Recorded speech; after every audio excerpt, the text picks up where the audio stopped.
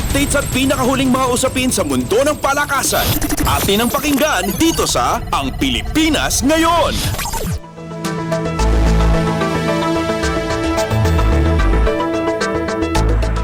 Bigo si Filipina tennis player Alex Ayala sa W25 Aldershot Finals nitong linggo na ginanap sa center court ng Aldershot Tennis Center sa Great Britain.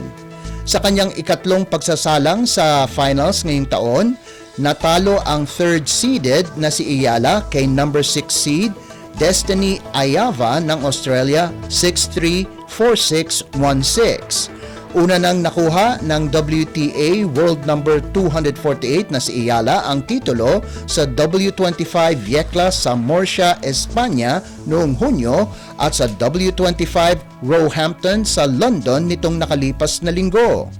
Maganda ang panimula ng 18 anyos na si Ayala kung saan niya kinuha ang unang set laban sa 23 anyos na si Ayava. Subalit nag-init ang 270th ranked Australian sa dalawang sunod na set para kunin ang kanyang ika-6 na ITF crown. Ito ang ikalawang panalo ni Ayava kay Ayala sa kanilang ikatlong pagtatapat. Si Ayava ang ka-doubles player ni Ayala noong 2023 W25 Roehampton kung saang umabot sila ng quarterfinals. Updates at pinakahuling mga usapin sa mundo ng palakasan. Atin ang pakinggan dito sa Ang Pilipinas Ngayon.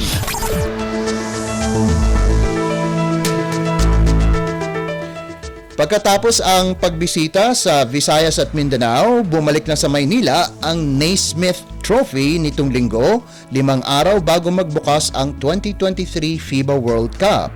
Ang tropeyo na nakadisplay sa Mall of Asia Atrium ay ang aktwal na tropeyo na ibibigay sa mananalo ngayong taon na co-hosted ng Pilipinas, Japan at Indonesia. Dumalo sa unveiling ang mga FIBA World Cup ambassadors at former national basketball team members na sina Larry Fonacier, Gary David at Jeff Chan. Dumalid din sa presentasyon ng tropeyo sa Mall of Asia si 2018 Miss Universe Catriona Gray. Huling bibisita ang Naismith Trophy sa Lawag, Ilocos Norte mula Agosto 21 hanggang 23 bago bumalik muli sa Maynila para sa pagbubukas ng FIBA World Cup kickoff sa Agosto 25. Maglalaro ang Gilas Pilipinas sa unang araw ng kompetisyon kung saan makakaharap nila ang Dominican Republic sa Philippine Arena. Updates at pinakahuling mga usapin sa mundo ng palakasan. Atin ang pakinggan dito sa Ang Pilipinas Ngayon.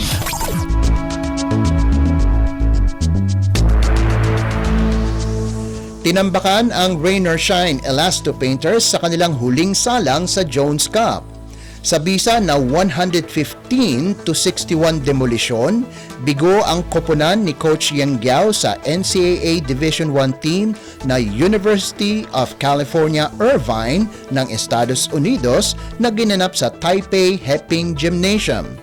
Nanguna para sa Rain or Shine si Andre Karakut sa nagawa nitong 14 na puntos. Nagtapos ang Elasto Painters na may 2-6 record at bigong madepensahan ang korona ng Pilipinas na nakuha nila noong 2019.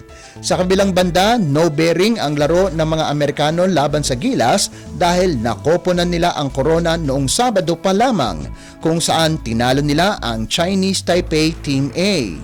Nanguna naman para sa UC Irvine si Darren Saran sa nalikom nitong 23 puntos at nag-ambag naman sila Emilis Butkus at Devin Telles ng 18 at 16 na puntos ayon sa pagkakasunod.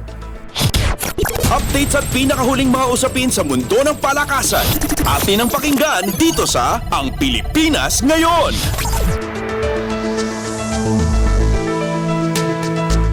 At yan ang pinakahuling balita sa larangan ng palakasan. Para sa Radyo Pilipinas World Service, ito po si Leo Magpayo. Magandang araw. Updates at pinakahuling mga usapin sa mundo ng palakasan. Atin ang pakinggan dito sa Ang Pilipinas Ngayon.